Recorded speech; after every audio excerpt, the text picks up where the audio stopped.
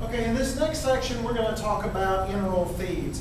One of the main things to keep in mind with our enteral feeds is that these tend to be high in sugar, and as a result, we have these high osmolarity formulas going into our patients' stomachs.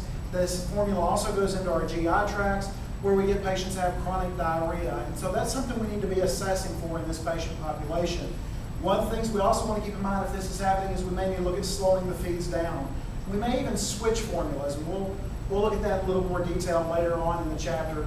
But for right now, let's just talk about enteral feeds and what they are.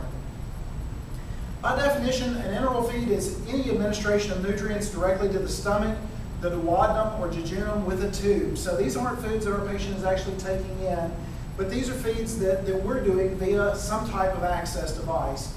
The big advantage is pathophysiologically, we're using everything in the patient's digestive tract except the upper parts of the mouth, the chewing mechanism, the swallowing. For whatever reason, if we can't use this area, we can go ahead and put tube feeds directly into the stomach via a tube.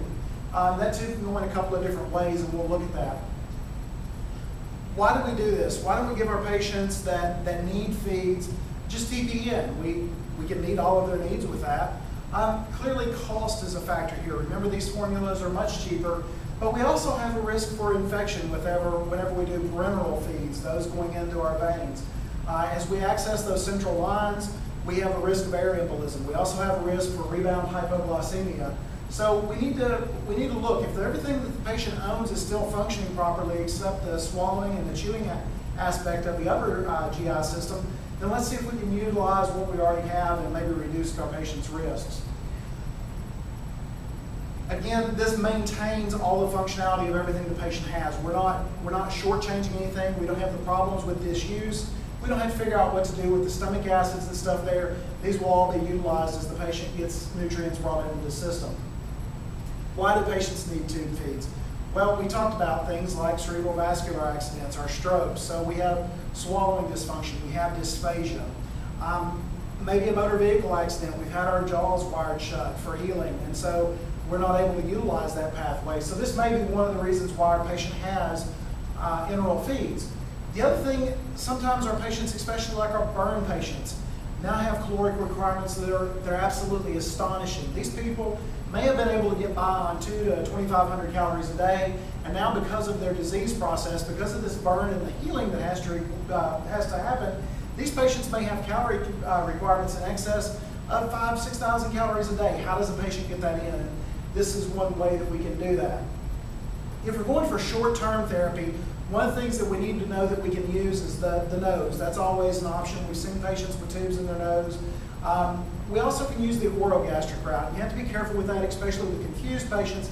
They can chew your tube, and then that just becomes a problem for you to have to deal with. So a lot of our patients that we've seen this semester have been nasogastric, and I suspicion that would be the majority of what you'll see unless you go into pediatrics. Short term, you've all seen the Salem sumps, the Levine tubes. The Salem sump, the one with the blue tail on it, remember that air vent there is there to allow the tube to not get stuck against the side of the stomach, and if it does, it doesn't form a suction and actually cause damage to the mucosa of the stomach. Your text talks about using this tube for feeding. Not typical in my setting. We may run across one of our clinical sites that does that, but for the most part, those types of tubes are generally used for evacuation, decompression, and that type of stuff. More typically, what you will see is the small bore tube. These are like our little yellow stylastic tubes. Some of them are clear if they're using like the Argyle brand. Much smaller bore. Typically, they have a weighted tip. Most of the time, they're radio-opaque, so we can see them on X-ray, determine where they've gone. These smaller bore tubes tend to be more comfortable for your patient as well. And so if you've got a patient that does not need that Salem sump anymore, it may be appropriate to go ahead and convert them over to a small bore tube. They'll lessen the damage to the nasal mucosa, the esophageal mucosa. So we may need to evaluate that in our patients. Long term, I'm going to have this tube for more than a couple of months. Putting the tube in and out is painful, it causes trauma. There's always a risk that it'll end up in my lungs, especially if my patient is confused and pulling the tube. I don't want them to do that. So I may have to look at going to another option, especially if this is going to be a long-term problem, like with my CVA patients. So I may simply make an opening through the abdominal wall. Well, simple. Any surgery that's not being done to us, of course, is simple. Every surgery comes with risks, but this may be an option that we choose. The risk here may be less than the risk of aspiration if our patient pulls the tube and it's not properly assessed before that tube is utilized for feeding. So, what's on the end of these tubes that are coming out of our patient's stomachs? Can be a couple of different things. Most of the ones that you've seen in clinical practice this semester have been the solid mushroom type balloons that hold them in, balloon stoppers that hold them in. This particular one here, for example, though, has an air-filled balloon on it, just like a Foley, and that holds the tube in place against the patient's abdomen, against the inside lining of the stomach. Big advantages here, they're less irritating. Our patient has more mobility. I don't have to worry about that tube hanging out of my nose when I'm getting dressed, for example, catching the tube accidentally. So it does allow my patient a little more freedom to move around. And also, if our patient's able to take care of themselves, this may be a way, for example, that they can continue to provide self-care, especially with somebody that maybe just has a fractured jaw. They can provide their own care, giving them that sense of self-worth.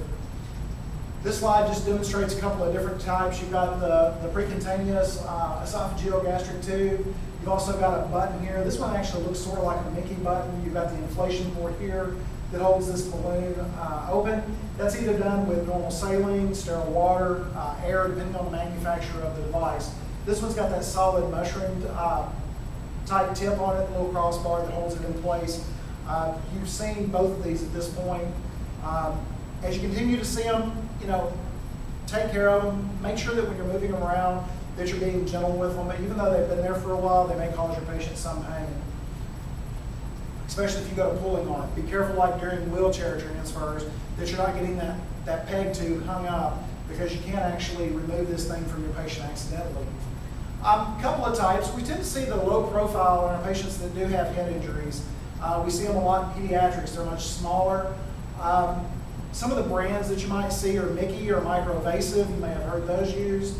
Other types that we have to look at are the precutaneous endoscopy gastrotomy tubes.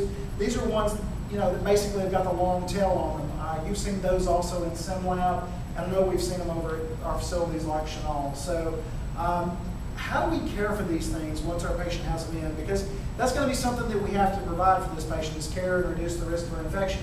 So remember, after the initial placement on this, it's simply a clean soap and water type cleaning up every day, making sure that it's clean, making sure that we've got a drain sponge under there to make sure we have a good fit, catch any drainage, that kind of stuff.